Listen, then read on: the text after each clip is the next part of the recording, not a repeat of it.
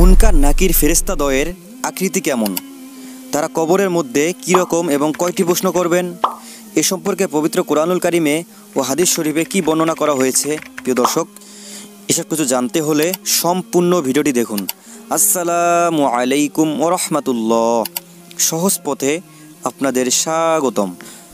হাদিস শরীফে বর্ণিত আছে, নবী করিম সাল্লাল্লাহু আলাইহি সাল্লাম বলেছেন, মৃত ব্যক্তিকে কবরে রাখার পর কুশ্রী, বিভৎস, কদাকার, রক্তিম আভার, চোখ বিশিষ্ট ভয়াবহ চেহারা দুজন ফেরেশতা কবরে আগমন করবেন।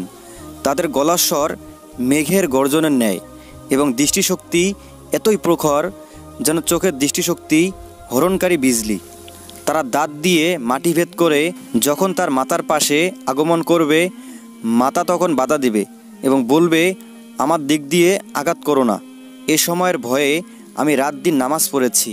তারপর তারা দু পায়ের দিক দিয়ে আক্রমণে প্রস্তুত হবেন। পা দুটি তখন বলবে, আমার সহায়তায় বান্দা জুমআ এবং 5 ওয়াক্ত নামাজ পড়ার জন্য পায়ে হেঁটে গিয়েছে এবং আমার সাহায্যে দাঁড়িয়ে দাঁড়িয়ে নামাজ পড়েছে।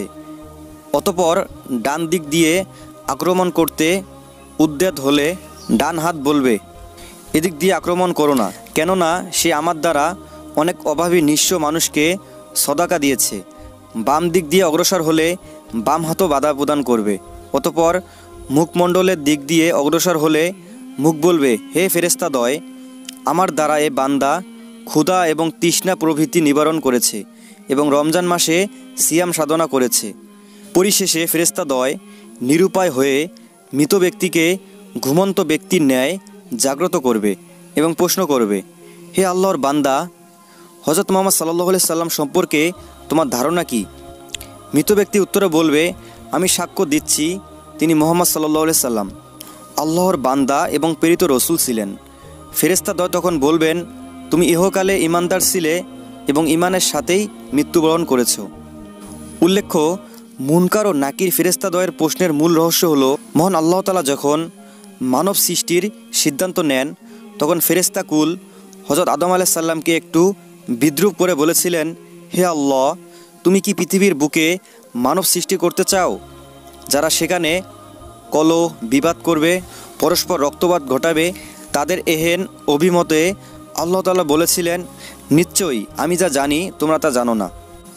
এ কারণেই আল্লাহ তাআলা সর্বপ্রথম কবরের ভিতর দুজন ফেরেশতা পাঠিয়ে বান্দাহর তাওহীদ ও রিসালাত সম্বন্ধে পরীক্ষার ব্যবস্থা করেছেন, আর তাদেরকে পুনরায় ফেরেশতাদের সামনে মুমিন বান্দাহর কথিত বিষয় জানাতে আদেশ প্রদান করেছেন, কেননা সাক্ষী হিসেবে দুজনেই যথেষ্ট। অবশেষে মহান রব্বুল আলামিন ফেরেশতাদ্বয়কে উদ্দেশ্য করে বলবেন, আমি তাকে মৃত্যু প্রদান করেছি, কিন্তু তার ধন সম্পদ, স্ত্রী, পুত্র পরিজন সবাই পৃথিবীতে বেঁচে আছে, আর এখন সে বন্ধু বান্ধবহীন, সম্পূর্ণ নিঃস্ব। এ মুহূর্তে আমি ছাড়া তার কোনো সহায় সম্বল ও সাহায্যকারী নেই। তোমরা তাকে প্রশ্ন করো, তোমার প্রভুকে, তোমার রসুলকে এবং তোমার ধর্ম কি? ঈমানদার ব্যক্তি দ্বিধা ও দ্ব্যর্থহীনভাবে উত্তর দেবে, আল্লাহ আমার প্রভু, রাসূল সাল্লাল্লাহু আলাইহি সাল্লাম আমার নবী এবং আমার ধর্ম হচ্ছে ইসলাম। মহান আল্লাহ তাআলা আমাদেরকে কবরের এই 3টি প্রশ্নের উত্তর সঠিকভাবে দেওয়ার মতো তৌফিক দান করুন, আমিন। আর প্রিয় বন্ধুরা, এরকম ইসলামিক নিত্য নতুন ভিডিও পেতে আমাদের এই ছোট্ট চ্যানেলটি সাবস্ক্রাইব করে সাথেই থাকবেন ইনশাআল্লাহ।